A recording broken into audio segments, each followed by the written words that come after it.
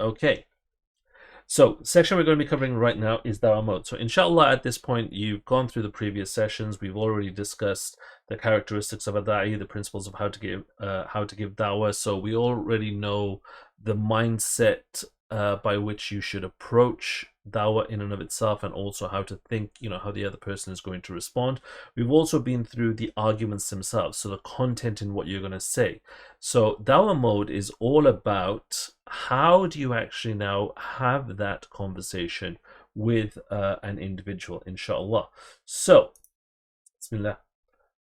Alhamdulillah, Jazakallah khair. Right, okay. So the question is, should we answer all questions? So, for example, if somebody asks you a question of, why do you guys pray? Why do you guys, why do you guys fast in the month of Ramadan? Can you, have a sneaky, can you go hide in the closet and have a cheeky snack or something like that? Why do you guys pray? Why can't you guys eat pork and whatever have you? And it's very tempting to try and answer these questions by giving some degree of an explanation. Well, the answer for this is that, and the ruling for this is this, and the Prophet Muhammad ﷺ said that, and blah blah blah blah blah. So the question is that an effective strategy? Should that be what we're doing? Is that how we should be engaging with all of these questions? And I, as well as others, so not just me and myself, would argue that no, it's not an effective strategy. The reason why I've got it listed there is because every single question begets another question. From one question, you'll get another question, and ultimately, there's going to be no end to questions. People are just going to ask a question about this, going to ask a question about that, going to ask a question about this. And if you start dealing with every single one thing individually, basically, there's no end to questions because there's no end to potential circumstances and individual circumstances that could arise, or differences in interpretations or whatever have you. And again, you also have your differences in worldview that's going to prevent coming through to meaningful conclusions. So, you might say, why can't you do X, Y, and Z? Well, because from our background, we consider this to be, okay, so why do women have to cover their hair? Oh well, because why don't the men? Because women's hair has different properties and qualities to the man. Well, I don't agree with that. Blah blah blah blah blah. It should be equal on both sides, and whatever have you. You're going to have differences in worldview. By the way, they say that, but they don't actually practice it, right? So, but the point here is, even in the course of discussion, you're going to have differences in worldview. How the worldview is perceived, that's going to prevent an individual, or going to prevent the person you're talking to see the conclusion that you're trying to portray. So recall all the way back to the second session, where we discussed changing the worldviews, the different colored glasses. If you're wearing red glasses and they're wearing blue glasses, there's nothing much that you can say to them to convince them of what your worldview looks like, except to get them to try your glasses on. So again, just arbitrary talking and explanations in and of themselves is not going to work all the way. And also, the problem with that is that's going to then encourage debate. It's going to encourage argumentation. Not like heated argument, but you're going to have this back and forth as to whether that worldview is valid or not. And then it's a case of that. Well, how are you going to, what's the crux on which you're gonna present your point forward? How are you going to argue one way better than another? And ultimately, even if you manage to explain to a person the how much your worldview makes sense, ultimately they're going to say, well, okay, fine, that one individual point, yep, that makes sense, and they might just walk away, never having thought about any of the other bigger issues, and ultimately never having been called to Islam. So you've just spent some time talking to this person, convincing them about this one singular aspect of Islamic principles, which they may agree with you. They may see the sense in it. They may even compartmentalize and say, well, okay, that's fine for you in the Middle East, but here it's not okay. But ultimately, they haven't come anywhere close. They haven't come closer towards Islam. You haven't left them with that seed for them to think about. So ultimately, what was the point? And the technique of the Anbiya and Rasulullah ﷺ wasn't to answer every single question directly, but again, was to plant the seed. So, for example, when someone came to Rasulullah sallallahu alaihi wasallam and asked him, "Assalamu alaikum, Ubi, when is the hour?" Rather than explaining to him, well, it's going to be here, there, and then, Rasulullah sallallahu alaihi wasallam asked him, "What have you done to prepare for it?" That's the bigger question, right? Forget when it is.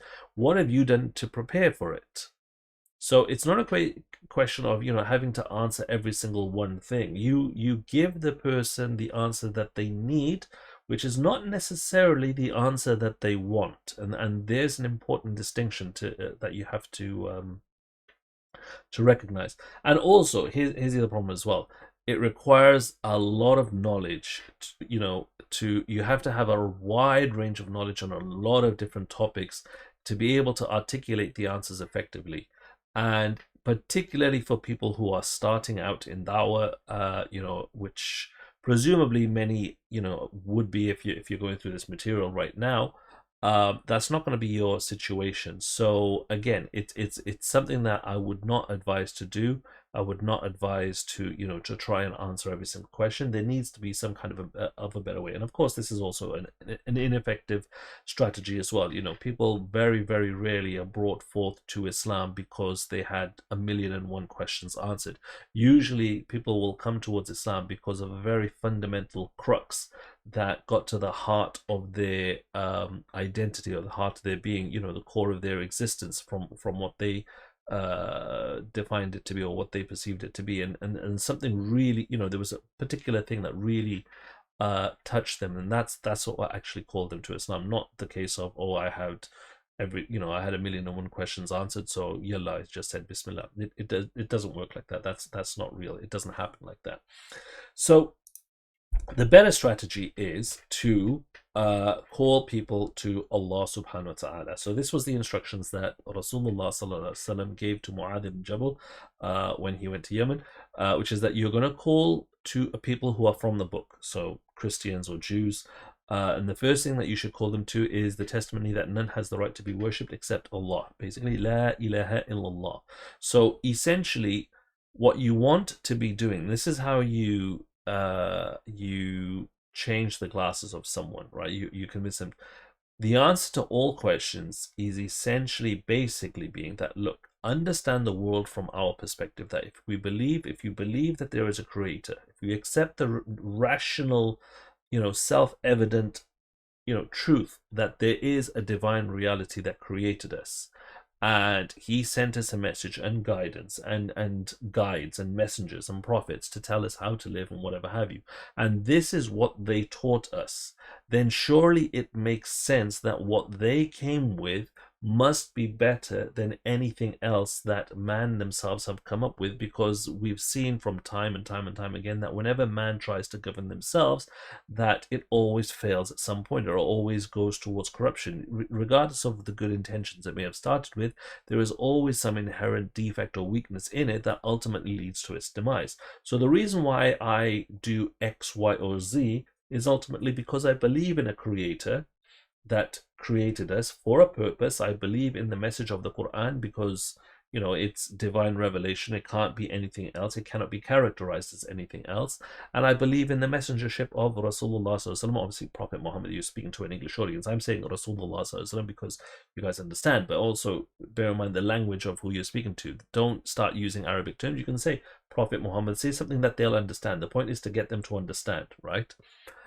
So I believe in the messengership of Prophet Muhammad, peace and blessings of God be upon him, and these are the teachings. This is contained within the teachings, and that's why I follow it, because ultimately I want to have salvation hereafter. I believe, after my passing, that there will be another life to come, and your success is ultimately determined by how well you adhere to the teachings in this world, and that will lead to success or failure in the hereafter. And I want to be among the successful, however you want to explain it. But the point is, then once you go through this process, you're calling the person, regardless of how the question came to you. Why do you pray? Why do you fast? Whatever have you.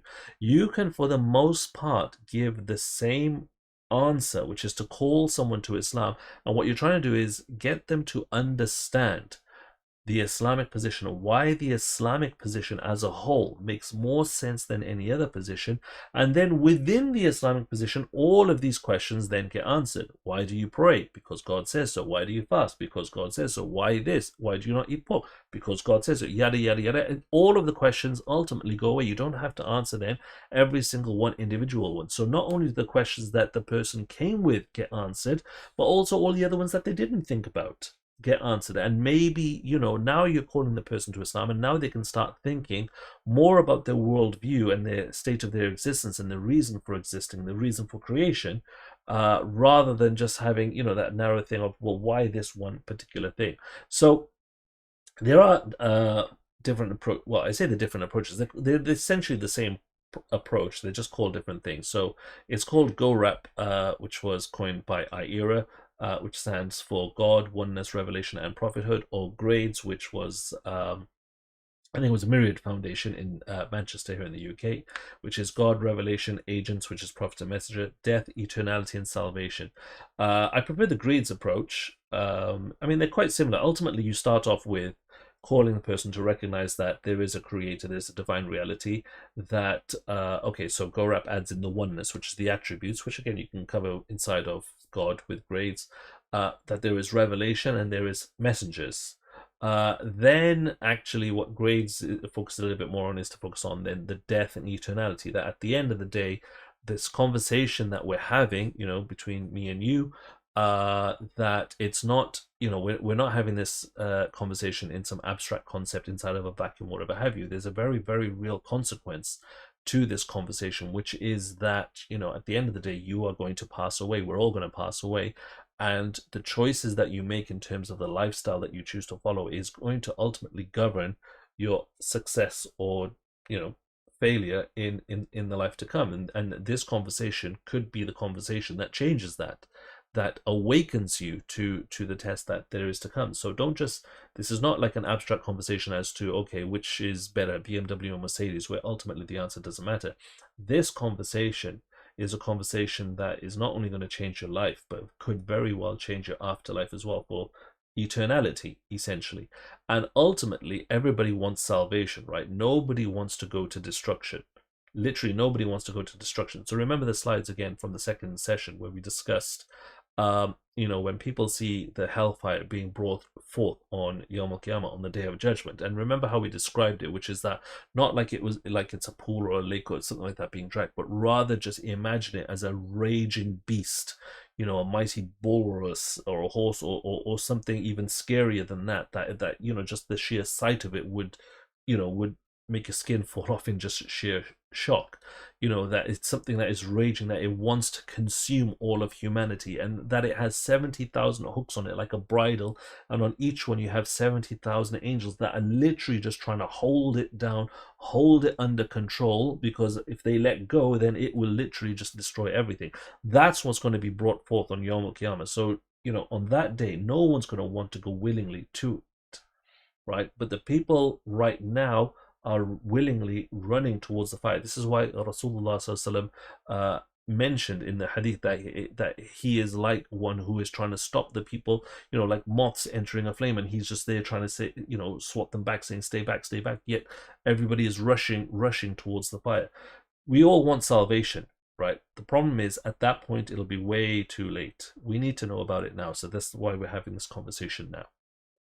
Okay, so ultimately the technique of having that conversation is to call people to the purity and the rationality of Islam, and also sell, this is an important point as well, sell the benefits, not the features, right? So rather than, how do we say, so people sell just the features of Islam, like, okay, so you have to pray and you have to do this, and make it very, very dry and abstract. That, okay, people don't come into Islam because, oh, you have to do this ritualistic thing. People come into it because there's some kind of a benefit for them. That, okay, by virtue of the ritualistic prayer, the salah, that you can make that connection to your Lord, right? You can have that connection. You can have that tranquility. That people say that they find peace in prayer. It's like, well, okay, fine. And some people say, well, I pray to God, all day long, right? Non-Muslims. Like, really, do you, like, just in the back of your mind, is that a prayer? No, when we're talking about prayer, we're talking about actually, when we, as say Muslims, talking about prayer, we're talking about actually taking active steps that you'll wash your face, you'll wash yourself, you'll wear clean clothing, you'll stand up in congregation, you'll start, reciting from the Quran out loud, you'll concentrate and think about your supplications or whatever have you. And that's just doing one. And we have to do that 5 times a day. We'll arise from our sleep to do that for our Fajr prayer. We will break, whatever topic or activity we're engaged with to make sure that we attend the prayer in its due time, for Maghrib, for Isha, for example. We will spend, we will fast every single day in the month of Ramadan, so we will actively go out and do things, right? And that's what gives us that tranquility and that security. It's not just an abstract thing of, oh, well, I pray to God in my heart. So what you need to be doing is basically sell, look, this is what Islam will do for you, right? This is the benefit of it. Ultimately, you will have a life of purpose. Okay, so again, I don't want to give you like all the different kinds of speeches because we've got a lot to get through, but ultimately also the way that you explain this is going to be different depending on who you're talking to. So again, you've got to understand who you're talking to and engage with that person who you're talking to find out what really makes them tick, what really is it that they're actually looking for, and let them know how Islam will benefit them in that sense. Okay, so what about like regular street dawah or whatever have you, or how do you start off a conversation? Okay, so again, there's a few different things that you have to be aware of. So starting off a conversation is quite situational, right? The way that you would start off a conversation is completely different depending on whether you approached an individual or whether somebody approached you. It depends on obviously why they approached you. Are you in a quiet environment, noisy environment? I mean, you can read all of this, right? So again, think about the situation they're in. There's not like a one size fits all solution here. You've got to basically be aware and read the room, so to speak, read the situation around you and be able to adapt to what works best in this sense. You've got to also be thinking like, put yourself in the shoes of the other person. And this is the important thing. Put yourself in the shoes of the other person and just think about what would they appreciate. Don't project your own wants and desires upon them and give them what you think sorry, not what you think, what you believe that they should be appreciating, but rather put yourself in a situation and think what they actually would appreciate. Okay, so don't be like a holier than thou kind of individual. You've got to basically take the people as they come. Build a rapport with people. Okay, so commonality, it helps to build acquaintances. So you can talk to someone and say, hey, I like your shoes, I got the same shoes, or I don't know why I picked shoes, but whatever, just try and just have a conversation with someone. So actually, do you know what? I need to put a slide in here because one of the techniques, it's not in one of these slides, but one of the best techniques that we ever used, I was going to say we came up with, because we didn't come up with, we totally stole it from Myriad Foundation. Myriad Foundation, mashallah, nothing but praise for them. So they came up with this idea of having have your say. It's basically you have this little stall, and the basically there with questionnaires, which some fairly basic questions about Islam. Do you know what Islam means? What do Muslims, who do Muslims worship, and blah blah. Very very simple basic questions, and there's some open-ended questions there as well. Like if you met a Muslim, what question would you like to ask a Muslim or whatever have you? Okay, very very open-ended questions, and the way that you approach someone is on the guise of well, basically you're taking the survey, right? So you say, look, do you mind answering a few questions, whatever have you, and you basically just go through the questionnaire, and I'll explain a little bit more how we how that's actually used with regards to this. But the point being that an easy way to get people involved is, if you're doing that out in the city center, you can just be walking around. You out shopping with the family. Generally you'll see, the women have gone into the shops or whatever have you. The husband is usually standing outside just bored at this point. So you say, shopping with the family or whatever have you. Just say something, build rapport. Just don't go straight into it. You have to try and build that connection with people. That's what I'm trying to get to. So build that connection with people and make sure that you're trying to be as open as possible and as welcoming as possible as well, right? So again, emotional mirroring as well. So if someone is really happy and excited or whatever have you, maybe they're on their way to see a game or a match or whatever have you. We have a stadium here in our city center, so we often find game fans, football, rugby, whatever have you, game fans on match days.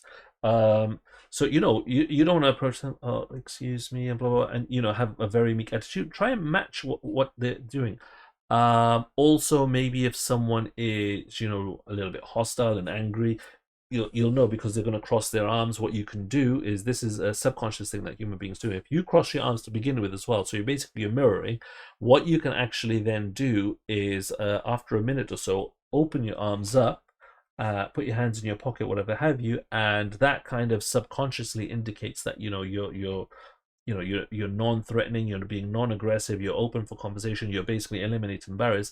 And you'll find that more often than not, they'll actually mirror that with you, and their attitude will follow their physical posture. So again, be aware of how you're engaging with people, and always stay calm. You don't need to start shouting, whatever have you. If someone doesn't like what you have to say, always not getting it, either improve your argument, basically improve your manner of engagement. Don't increase your voice. You don't need to do that. Okay. Now, so in terms of they're starting off a conversation, you can introduce the concept of Islam. So a technique I used to do, and I actually found quite good success with this. This is before we started doing the have you say thing, which I'll explain now as well, is to just ask people, listen, are you a Muslim? And they'd say no. I say, why not? So again, that was a very quick, well, I don't know. I don't know anything about it. Oh, you don't? Okay, fine. Would you like to know? Can I explain to you a little bit and whatever have you? Sometimes they'll say yes, sometimes they'll say no. Again, it's the way that you engage with people, it's different depending on different societies and situations, right? So here in the UK particularly, we have a lot of people that are very, very much into scientism and atheism, whatnot have you. So the way that I would approach them is probably different to how I would approach them in America, where I understand people to be a lot more, theologically aware, that they would probably be more likely Christians or whatever have you, and the same in Africa, South Africa as well, or Southern Africa, where people are very, very much, theological atheism doesn't have really a foothold there at all. So, the way that you engage with people, it's different depending on who you're talking to. You've got to basically try and understand, and find the way that works best for them. Now, very, very important point. Okay, this is very, very important. Is that you have to gain buy-in to the conversation. So if you're going to have a conversation with someone, right, you have to gain buy-in, and your first buy-in is time.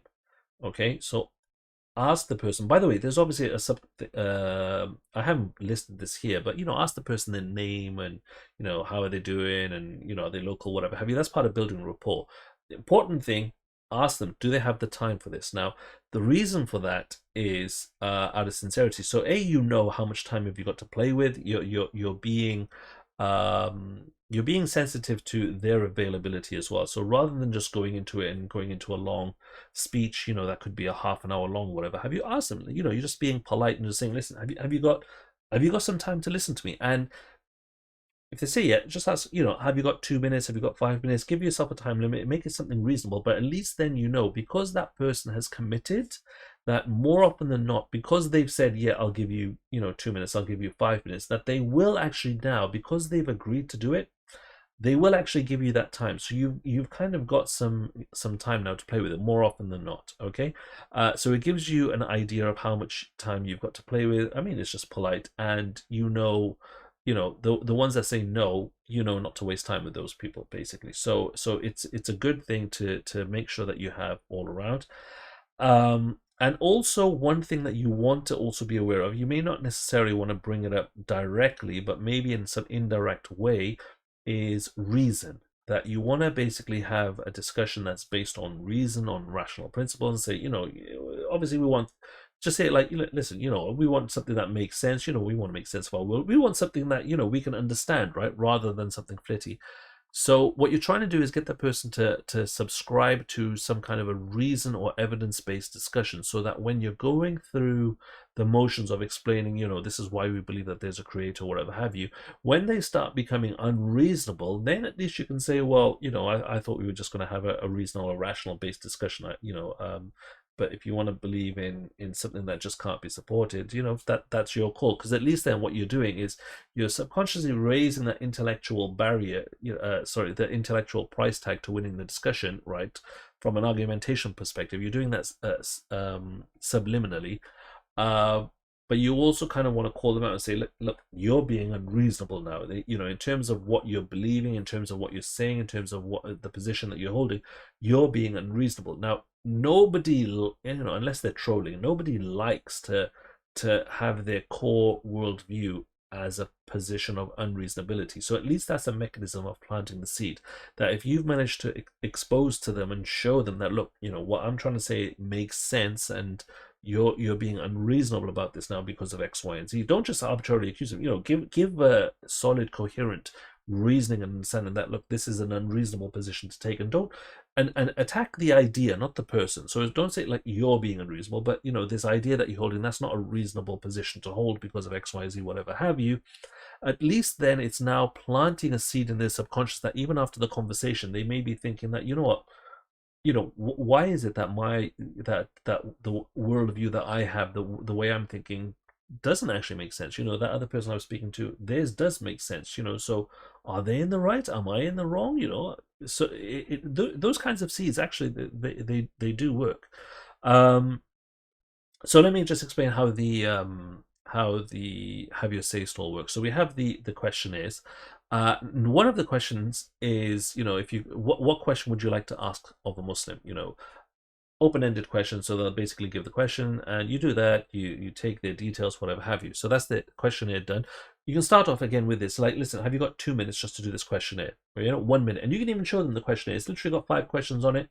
Blah blah blah. We're just doing a survey, and because people can see that there's only literally a limited number of questions, and you've said to them it'll take 1 minute, 2 minutes, most people will give you that. So you can just basically go into that, yada yada yada yada. So now, depending on the questions that you've picked for your questionnaire, obviously now you've got a very brief background about this person, right? That you can use to understand, okay, which way do I want to go with them? Particularly the question of, what question would you like to ask a Muslim? So once you've done that questionnaire, thank you very much, Fulan, for your time. By the way, if you want to know the answer to this question, I can explain this answer to your question now. Assalamu alaikum. Oh, you say assalamu alaikum to him. So you can say to them, oh, you asked this question. I can give you the answer to this now. Now, because you're answering a question directly that they wanted to know the answer to, now they're more intrigued. So they might have said, what question do you want to ask of a Muslim? Why are the men and women treated differently, or whatever have you, right? So you can say, okay, you wanted to know this question. If you want, I can explain. If you've got a few more minutes, I can give you the explanation to this now. And I don't believe I've ever had a situation where they've actually said, no, I don't want to know the answer. They pretty much said, that's the question I want to know. So, okay, yeah, fine, give it to me.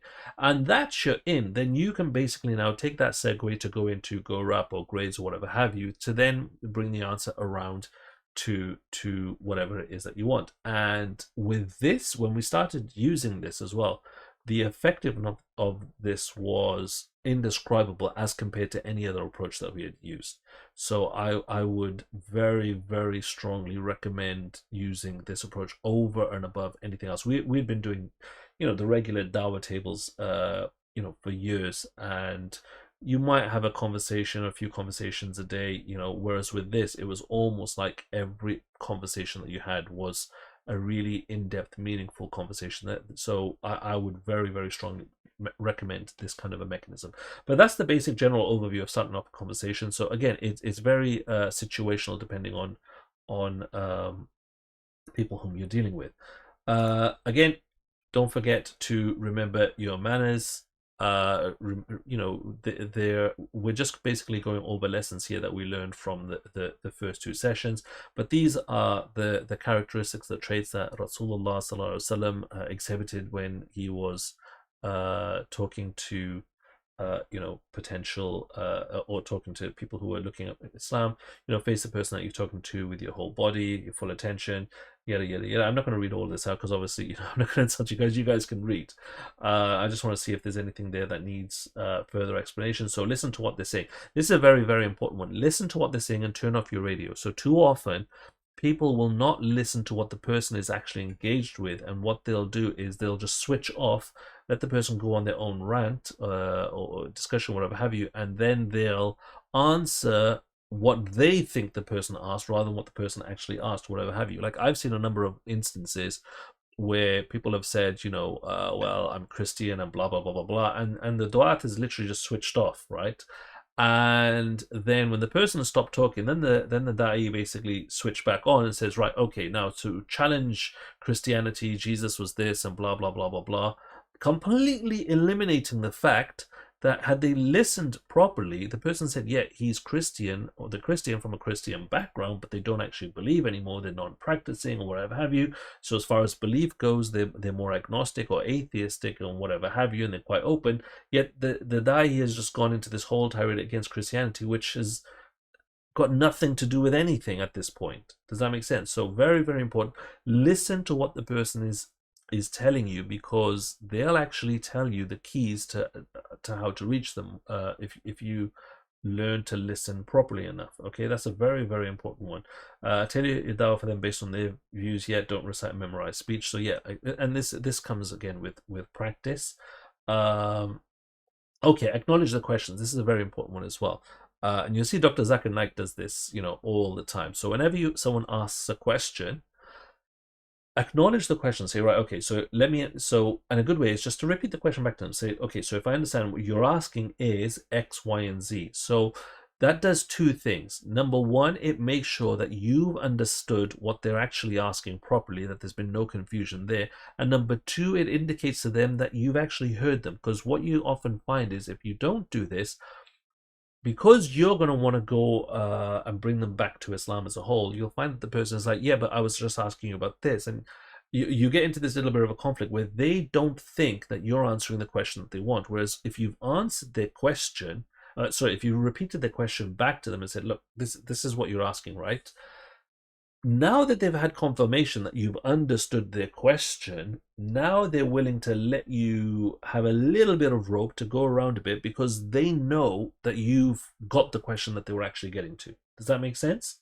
So it's a very, very strong and powerful technique to repeat the question back to them for both reasons. Win the hearts, not minds, yet. Because people will buy into your personality. So again, don't come up with, I see some du'at that literally when they want to talk to someone, right, I'm going to bring this argument, I'm going to bring that argument. Yani, dawah is not an intellectual exercise for the most part. It's more about, like I said, in the very, very first session, that 80-90% plus of your effectiveness as a da'i is not necessarily what you say, but it's how you say it. It's how you engage with people. It's that connection that you have with people. Okay, so don't be too focused on the knowledge. Yes, you need to have the knowledge, but more so than the knowledge, you also need to have the ability to connect with people. Okay, that's the harder one to do. That's the harder one to do, and that's where the success of this really, really lays. Okay, people will forget what you said, but remember how you made them feel. Okay, so yeah, never ever make someone feel insulted. Again, don't forget in the slide that we did on dawah, if no one's going to come and accept what you are offering if by the way when you offered it to them you made them feel insulted. Remember the example that we did, I think it was with regards to food, where we said to Fulan, like, Fulan, your house is a mess and your food is awful, why don't you come to my place, we've got way better food than whatever you have, whatever have you. That it's an insult, right? And even if it's something better for the person, they're not going to take it if you've insulted them or made them feel bad in the course of doing it. Does that make sense? So again, it's all about connecting with that person. Okay, and again, stay on topic. Oh, by the way, also close up the conversation if it's not going anywhere. Sometimes you just get people that are just not worth talking to, that they'll just go round and round and round. Again, your objective, we did this slide, I think it was in the second session, is to convey the message. It's not to convince a person. So if you have done what you believe is your best in conveying the message to a person, and you feel that there's no traction, that this person really is not is not getting it, or is deliberately trying to, to avoid the issue or whatever have you, you can just call it a day. Lakum dinukum waliya din. Like, to you is your way, and to you is your religion, and to us is ours. So don't feel that you have to convince a person. You just have to convey the message. If you've conveyed the message, khalas, then you're done. That's as much as you need to. So again, you have that out. That's not a problem. And it comes down to time management as well. You can't spend all day on a troll, for example. Okay, I hope that makes sense. Right. Now,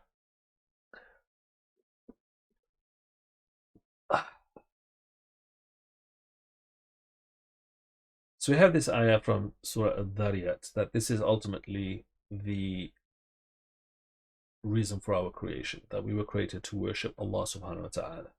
Okay? And the way that you could explain this to someone, Islam being the rational choice, that we've been given a choice, basically. So remember, this is more the grades thing with regards to salvation. I think we discussed this a little bit more. We discussed this earlier already, that man has been given the choice that we can either submit to Allah subhanahu wa ta'ala and gain the eternal reward, or we can submit to other than Allah, basically our own desires or whatever have you, and deny our share in the hereafter. That's basically what the choice is that you're trying to convey to a person. That ultimately, regardless of what question you came with, regardless of what worldview you had, this is basically the choice that mankind has been offered, and this is what you're trying to explain. Okay, and let them make that choice. Now, in terms of asking for the shahada as well, so we see this, du'at have spent, du'at are very, very, very eager to encourage people, oh, take your shahada now, take your shahada now. Now, this is something I want to really get across. The shahada, okay, saying la ilaha illallah Muhammadur Rasulullah, is not a magical spell, for example. Okay, it means something to us as Muslims because we understand what it means. So let's just give it a very rough translation in English as: there is no deity worthy of worship except Allah, and Muhammad, may the peace and blessing of Allah be upon him, is his messenger, is his final messenger. Okay, we understand what that means, and we understand the implications of that. But for someone who doesn't speak Arabic or has no idea what's going on, it literally means nothing to them. It's gobbledygook. And just by them uttering gobbledygook with no understanding, no comprehension of what's going on, what weight do you think that carries? Right? It's literally little more than gobbledygook. If they don't know who Allah, how can you say the shahada? Right? If you don't know who Allah is, how can you affirm and testify that Muhammad ﷺ is the messenger of God if you don't even know who he is? Right? If you even deny his existence, right? So it's not just a magical get out of jail free card. Oh, I've just said it once arbitrarily. I've never lived by it. I didn't even understand what it is, right? The shahada is basically a declaration of the tongue that follows something in the heart, that really you should be asking someone for the shahada once they've understood the gravity of what it is that they're about to get. Don't just say, don't be the type of person that says, right, okay, I've just proven this kalam cosmological argument to you, blah, blah, blah, blah, blah. Do you yield? Yes, we yield. Okay, now say the shahada, right? It doesn't work like that. Okay, again, I can't remember if I mentioned this in this session or not, but I was engaged with an organization here in the UK that basically dealt with reverts and whatever have you. So they had literally, a lot of reverts on their books, like with thousands. And I had this corroborated by a couple of people, but in terms of how many of those individuals came to Islam from a dawah table, the answer was zero. None. Because when you engage with, very short and fast discussion, take your shahada there and then, as fast as they came into Islam is as fast as they leave. The people who come into Islam and stay in Islam are the ones that you built it up for them slowly, where they understood what they were subscribing to, and basically the iman is, you grow the iman. It just gets stronger and stronger over a period of time. And these are the Muslims that we want. Don't look for an instant thing and say, oh, okay, this person took a shahada today, and then at the end of the voice, like, how many did you get? I got, I can imagine the scene like in Lord of the Rings, in Return of the King, where Legolas and Gimli are like, how many people did they defeat? It's like, how many shahadas did you get today? It doesn't work like that. Stop doing that. Okay, it doesn't work like that. So, ask for them to ask for, you can ask for the shahada, no problem, if so long as they understood what they're talking about. And again, don't, this is the other thing that we do. We as Muslims, we're very used to using fire and brimstone. If you don't take your shahada, you're going to burn in hellfire, and you're going to have, if you want to drink something, you're going to be given pus that is so hot that it will toast your tongue, and your brain will be boiling, and blah blah blah blah. Like, okay, fine, but give some beautiful descriptions of Jannah as well. Give them the descriptions of, you're going to have, a palace on top of a high hill that you're going to be able to see all the land around you that will belong to you. You will have trees made out of gold and silver that will, bear all different kinds of fruit that will bend over and give you whatever that it is that you want. Just by desiring it, they will give it to you. And the fruit, every single bite that you taste, it will taste sweeter and better than the last bite. And it will just, rather than the fruits of this world where you just get used to it and get bored of it, the fruits of Jannah, they'll just get better and better. Every single bite will get more and more sweet. That the trees will give you comfort and shade. That give beautiful descriptions. Things that this is going to be your abode for eternity, for all time, right? If you accept Islam, don't worry about whatever happened before. The acceptance of Islam, the recognition that Allah subhanahu wa ta'ala, Allah, God Almighty, is your Lord, that wipes your claim. You literally start off sinless. In fact, not even sinless, that the fact that all of the things that you have done or may have done, whatever have you, actually get converted from sins and put onto your scale. So you start off with a head start, basically. You're off running. And also, don't be like the person who didn't submit to Allah, and then when he sees the reality of the Day of Judgment, he says, "Oh God, please send me back to the world. Send me back to the world. Now that I've seen, I will worship you. I will give in charity. I will give this, that, and that." It's too late then. This is the time to make the choice now, and not even that, right? Also, don't be so oppressive that someone you have to give up your drink and straight away and whatever have you. Okay, look, yes, right. As far as Islam goes, yes, these alcohol and whatever have you is still a sin, but recognize that it is way, way better for an individual to accept Islam and become a sinful Muslim, someone who believes in Allah subhanahu wa ta'ala and believes in Muhammad sallallahu alaihi wasallam, but still has vices, still has traits from their existing life that will take time to fade away. It is better for them to do that rather than to say, oh, well, I can't give up alcohol right here, right now, so I'm just not going to enter Islam altogether. Okay? It's a slow process. Don't expect instant results. That's your fault for expecting a failure. This was never the methodology of Rasulullah or Allah subhanahu wa ta'ala, because even the prohibition of alcohol came down into stages. And this was in stages for people who were around Rasulullah, like their iman was on an all-time high, something that we can't even hope to get close to. So if even they were given the concession of having, prohibition coming down in stages, who are we to say, no, you've got to do it right here, right now? Like, be gentle, be soft on the people. Ultimately, you want them to get to the end goal of, submission, which is what Islam actually is, right? You don't want to basically make that door so hard. You want to make the halal easier than the haram. Unfortunately, we go, we see a number of du'at that become holier than thou, that and make the halal much make the haram easier than the halal. No, it's no wonder, people are struggling, okay? And then not even just that. Okay, so now once they've taken the shahada, now what? Now they're like a newborn baby. Now you've got to look after them. So also you've got to have a plan or a strategy in place now that, okay, this person that has accepted Islam, what am I going to do with them? What are we going to do? Okay, that you've got to basically look after them now. You've got to give them the resources. You've got to take them to the masjid. You've got to teach them how to pray. Yada yada yada. Okay, right. Also recognize that with regards to the trolls, there will always be individuals that will deny the truth. Okay, there's always going to be, at the end of the day, Jahannam was created to be filled, so there are always going to be people that's just going to deny it. For example, Abu Jahl, for example, the Prophet's uncle, literally saw the moon split. They asked for a miracle, they saw the moon split, and rather than accepting it as a miracle, they basically said this is just some magic in our eyes. Nuh alayhi salam's son, right? So don't forget, at this point in time, Nuh alayhi salam, Noah, has been given da'wah for 950 years, for a long time, okay? His son, who else knows Noah as close as his son does?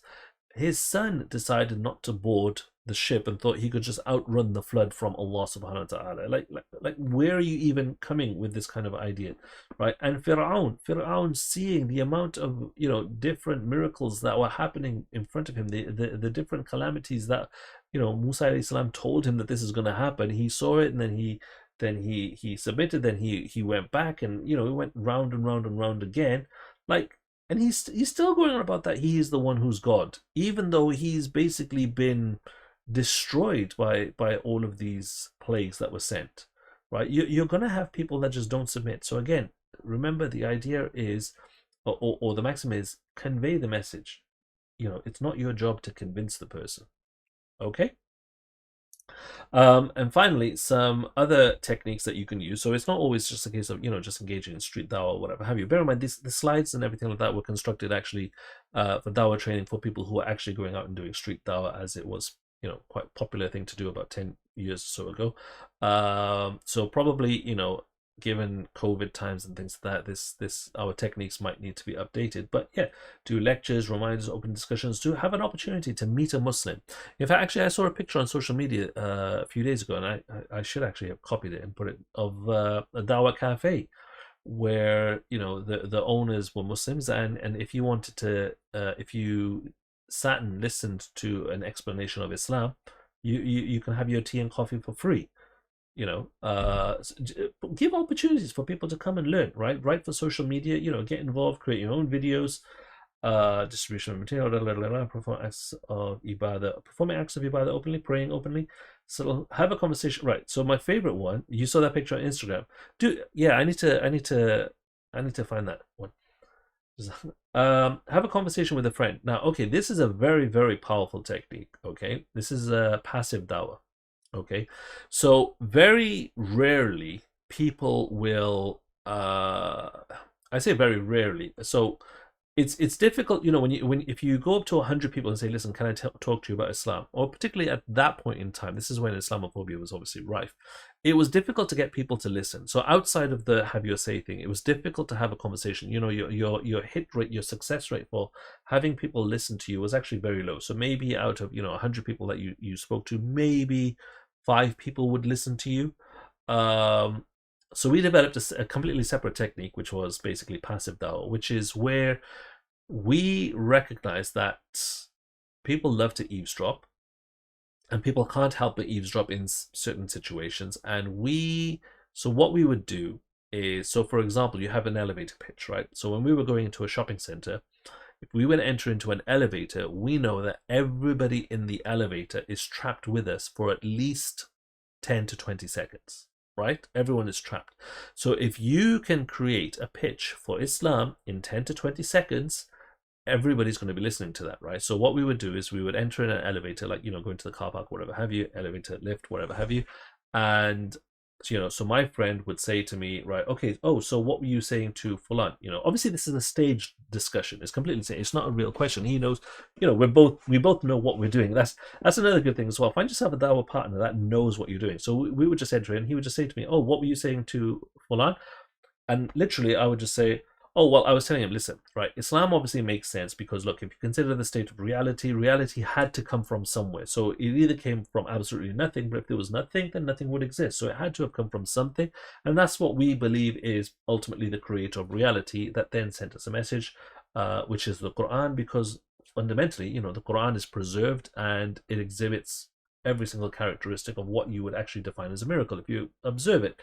So for these two reasons, we believe in Islam, and that's why we do X, Y, and Z. Okay, so that's the first time I've actually did that in years, so that probably wasn't very good. But obviously with practice, you can streamline it and just come up to a banging explanation. Boom! In 20 seconds, you've just basically planted a whole bunch of seeds. Yeah. So yes, he did. He's done that as well, but not at the time when we were doing it.